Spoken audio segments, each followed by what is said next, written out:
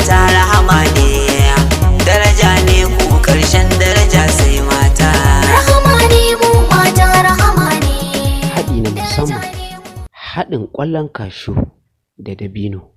Da farko za ka samu ƙwallon kashu ko kuma za ki samu ƙwallon kashu, sai a gasa a ɓare ɗan cikin, sa'annan sai a samu dabinon ajuwa wanda yake mai kamar za ka ji shi kamar jiƙaƙƙe kamar haka.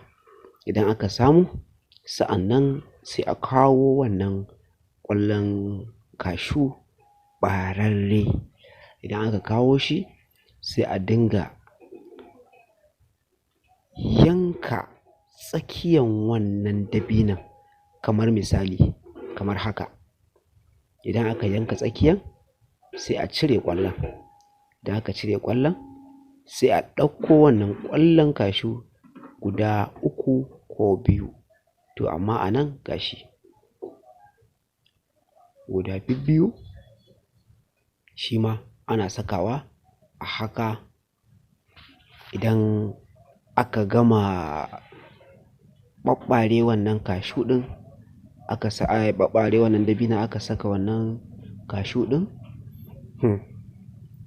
wannan haɗi na musamman ne. Ina mai tabbatar maka ko ina mai tabbatar miki, duk wanda ya samu wannan haɗi daga yanzu tsakanin shi da iyalin shi babu raini. Idan ke mace ce kika yi, mijinki a da yana raina miki wajen gajin haƙuri ko kuma kasa ƙoƙari, so a wannan lokacin ke kike riƙe da ragamar gidanki. Gashi nan a karo na biyu muna sake nuna muku yadda haɗin yake. Kuna kallo, a ɓare tsakiyan sai a dinga saka wannan ƙwallon kashu.